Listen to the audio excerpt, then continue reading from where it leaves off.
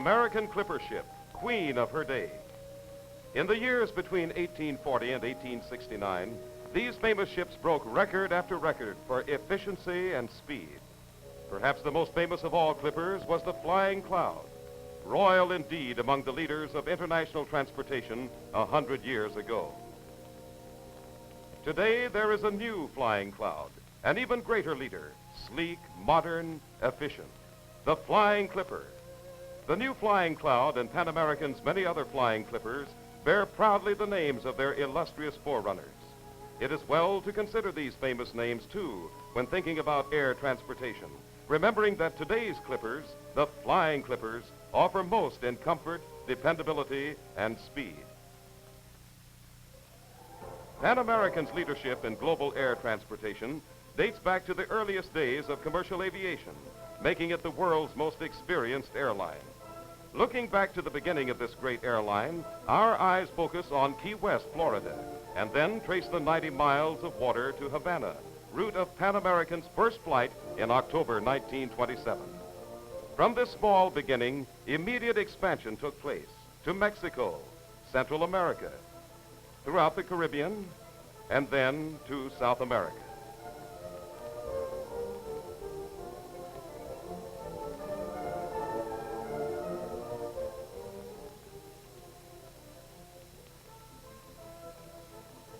It was across the Pacific in 1935. The Atlantic was conquered 4 years later. Next came the South Atlantic crossing to Africa, then on to Asia. And now Pan American offers service to all 6 continents and around the world. It is hoped that by bringing the far places nearer, Flying Clipper transportation will help cement the peoples of the world in mutual and lasting understanding. Progress is being made, as indicated by air travel between Europe and America. Today, Pan American's Atlantic Division, headquartered in New York, leads the way in handling this over-ocean traffic. Whatever the starting point in Europe, Asia, and Africa, all routes converge at New York. As a plane approaches the coast, passengers crowd the portholes for a glimpse of the skyline. Almost at once it looms ahead, the Wonder City, city of teeming millions, of parks and boulevards, of buildings towering so high toward the sky that they seem to trap unwary clouds in their passing. This is the city that Vision built.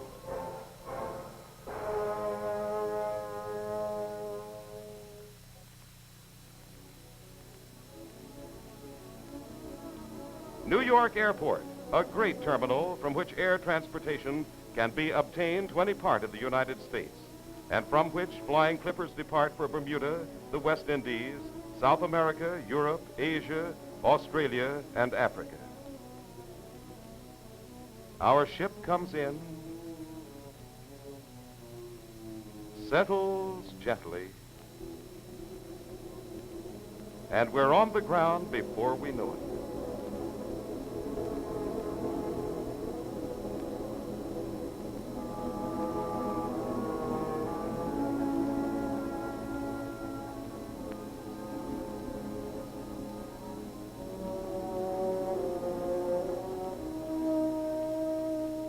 Flags of many lands served by Flying Clipper call attention to the cosmopolitan nature of the passengers.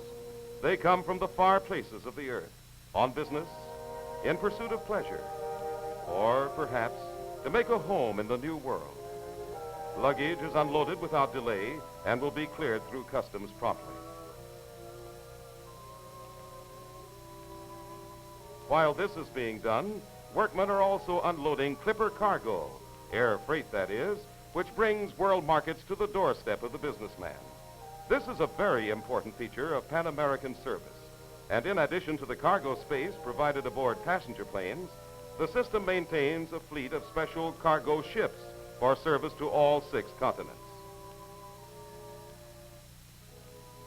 International Terminal, from which the visitor begins the trip into the city. Our own journey begins as we emerge from the building and follow our luggage to a waiting taxi.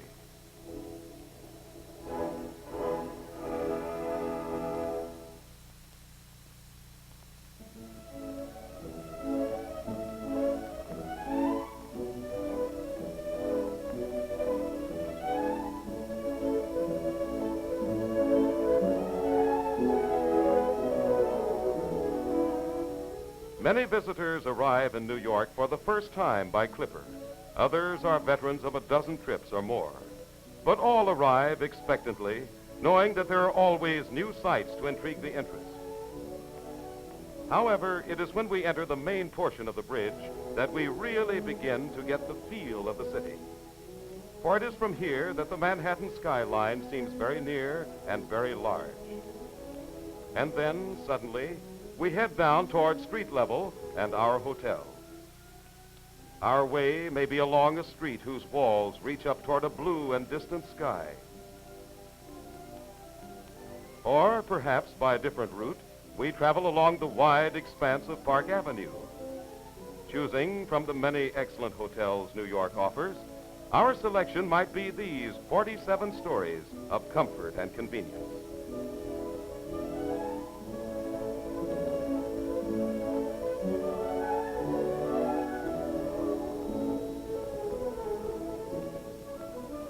We've just time to secure our room before lunch, after which there is much to be seen.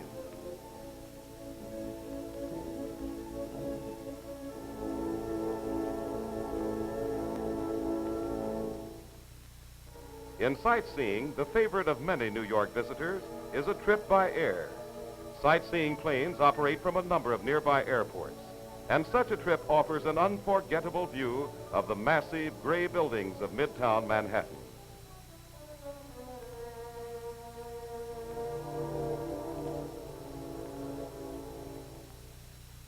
An air view of Rockefeller Center gives some idea of its magnitude. This development, said to be the greatest ever attempted by private enterprise, occupies nearly 12 acres in the very heart of the city. The daily population, including workers and visitors, is over 150,000. From the top of the RCA building, the city spreads out on all sides like a huge map.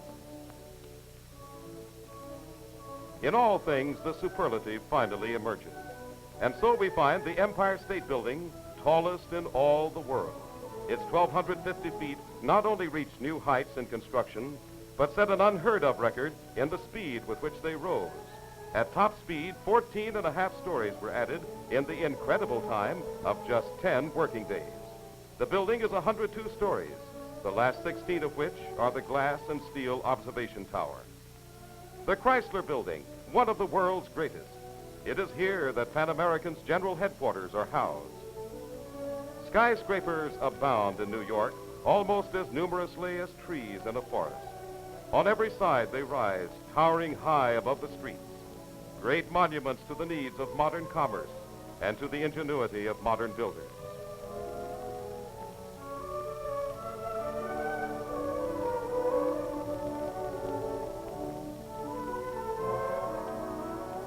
A day of sunshine means crowded streets around Greely Square.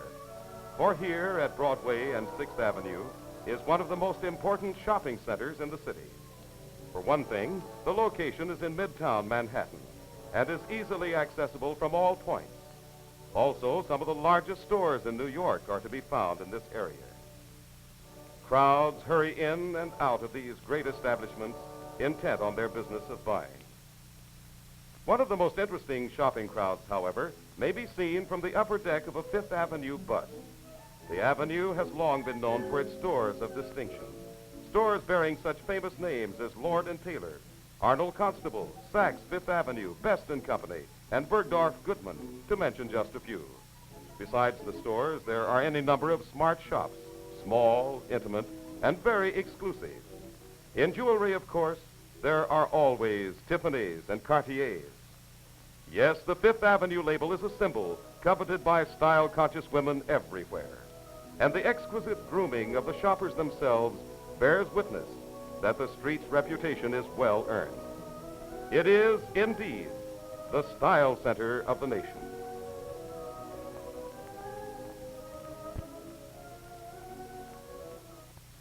Even so, however, styles are not confined entirely to Fifth Avenue. There are styles in transportation, too. And over the years, they experience change, just as do other fashions. Take the elevated. Formerly, New York had more elevated lines than any other city in the world. But today, the 3rd Avenue L is the sole survivor in Manhattan. The others have given way to modern underground or subway transportation that sends the passenger speeding on his way. Nonetheless, many visitors find the L an interesting highlight in their New York stay.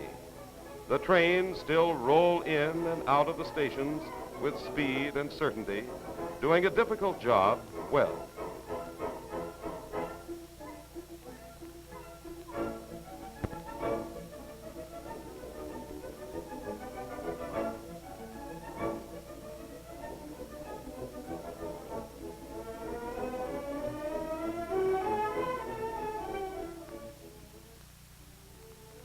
In lower New York is City Hall Park, across which rise the 40 stories of Manhattan's municipal building. In the vicinity of City Hall are also concentrated the state and federal buildings, which make this area the center of governmental activities in New York. Lower Manhattan, its pillars of commerce jutting up from the deep ravines through which flow much of the business and finance of the world.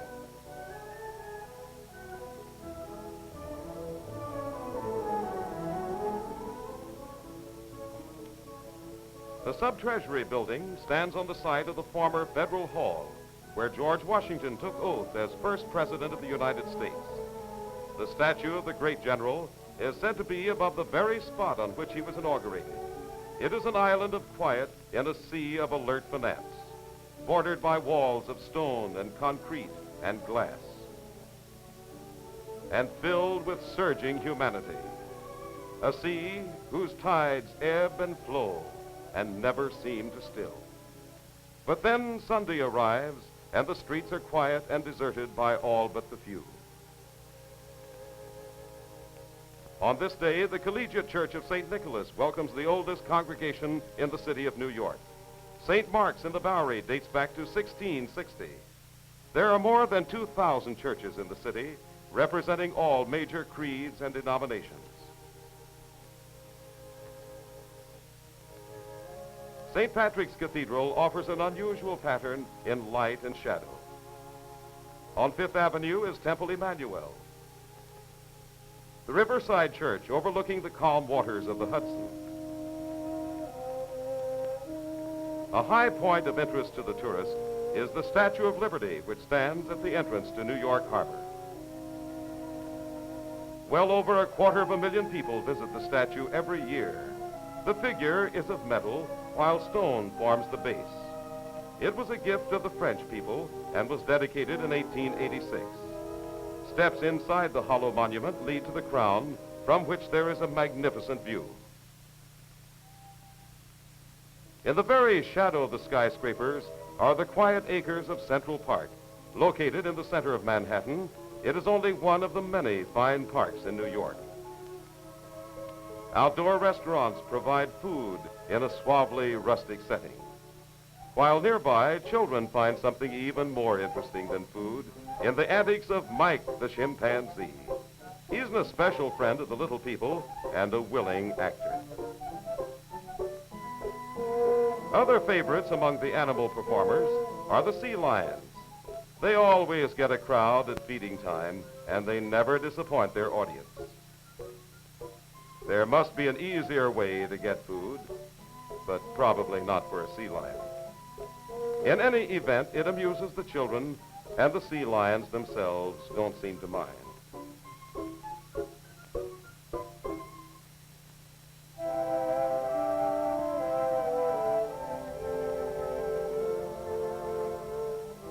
In quieter mood, the visitor may enjoy his leisure in a stroll or merely relaxation.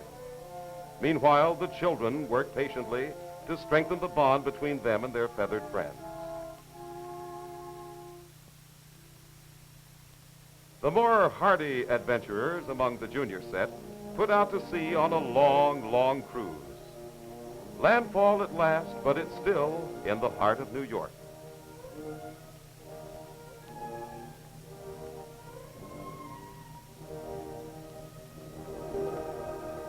Of all the spans that bind greater New York into a metropolis, the best known by far is Brooklyn Bridge.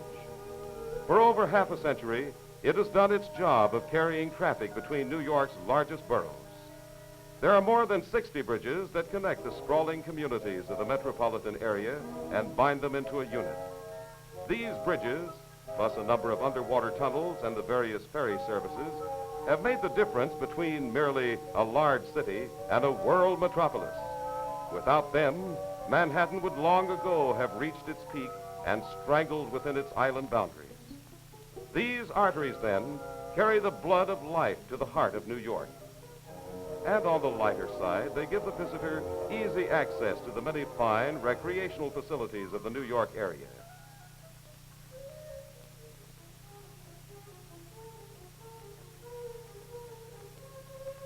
Highways leading from the bridges often make use of the cloverleaf pattern. This marvel of the engineer's art is especially effective in separating traffic and routing it to its many destinations. Smooth concrete roads bordered by carefully tended parkways make driving a real pleasure. The way leads past impressive buildings and along roadways lined with attractive homes.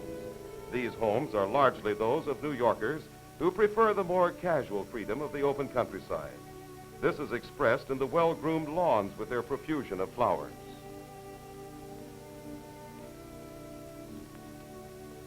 Smart country clubs nestle among the hills and attract the city dweller in search of sport.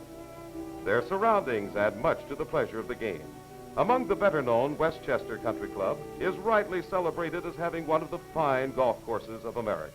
In season, its greens and fairways always have their quota of gentlemen and their ladies who staunchly follow the trail of the elusive golf ball. The nautically inclined visitor will welcome the many opportunities for boating when wind and weather are on the side of the sailor. Or for those who prefer, New York offers any number of indoor sports, including boxing, wrestling, basketball, and some extremely fast ice hockey. But in the heart of the sailing man, nothing can take the place of these small craft as they come about smartly.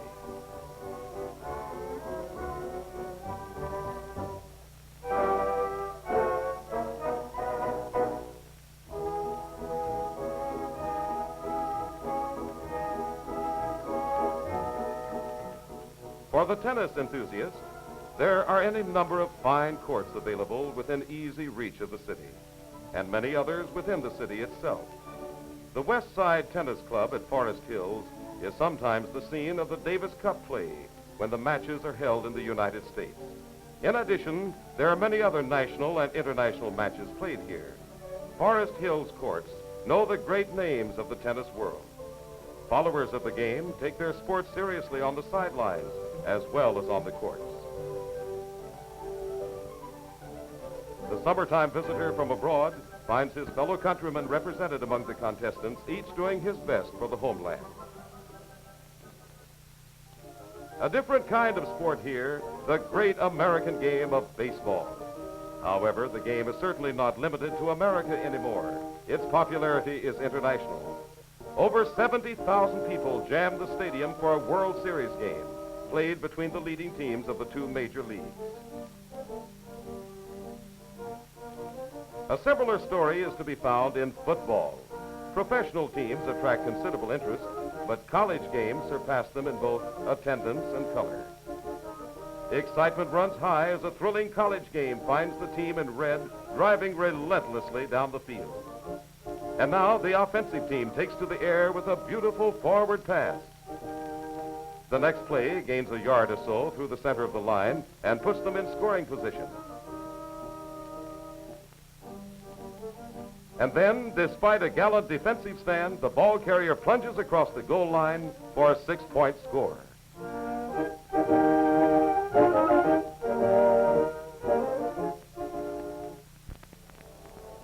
From the air, the wide acres of Belmont Park provide a worthy setting for one of the really fine racetracks of America. No thought has been spared in the park's arrangement or in the beauty of its surroundings. These, in turn, serve to set off perfectly the attractiveness of some of the feminine patrons. Attractive, too, is this stairway to the clubhouse. Its design is considered quite unusual. The colorful parade to the post, which has included many of the world's finest horses, was a Belmont first. They're off.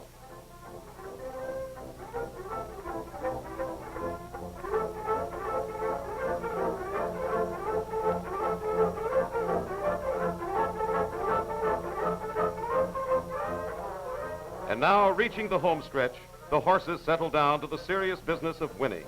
Here they come, the finest of the horse world, living vindication of generations of selective breeding.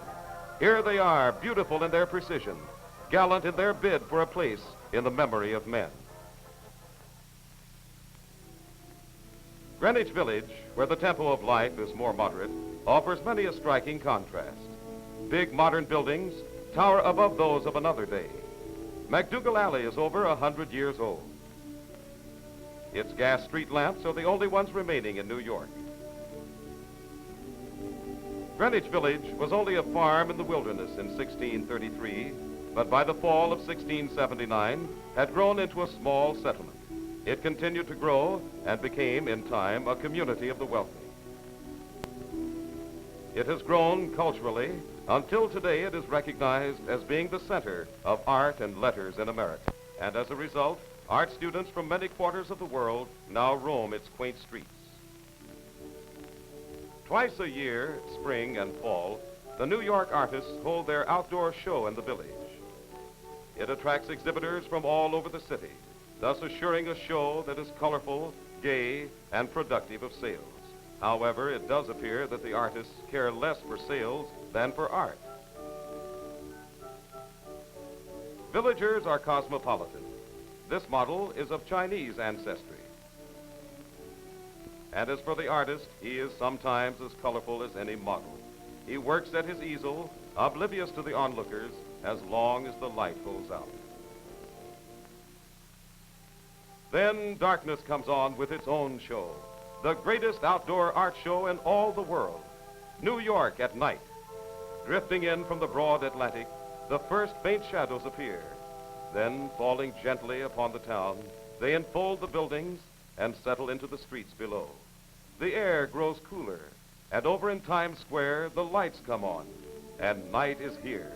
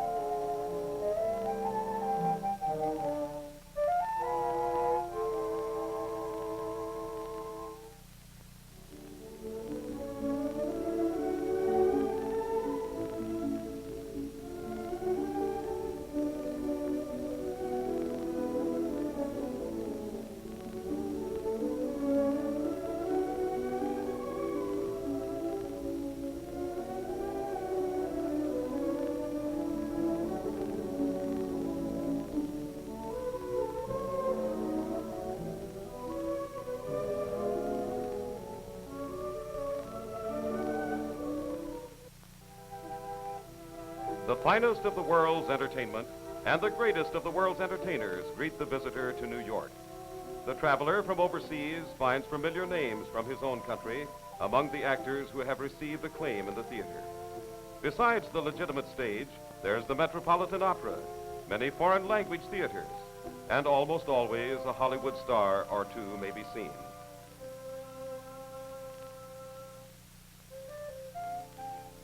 Eating places galore offer American food coupled with famous American names. And there's also the food of nearly any other land one can wish. The city is dotted with colonies of all nationalities, and these have established their own restaurants, specializing in the food for which their countries are famous. These things are New York.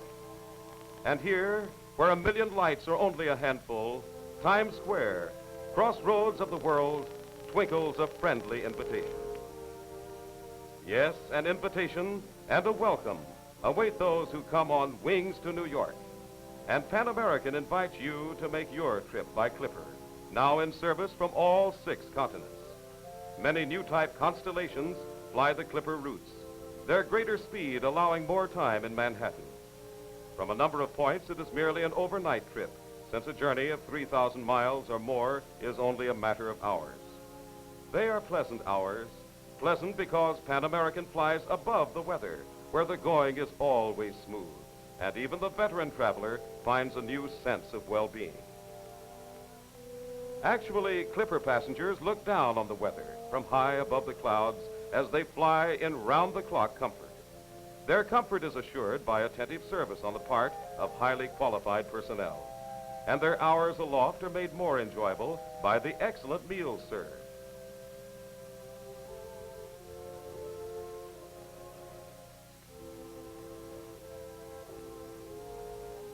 Each dinner hour brings pleasant relaxation, as good food always does.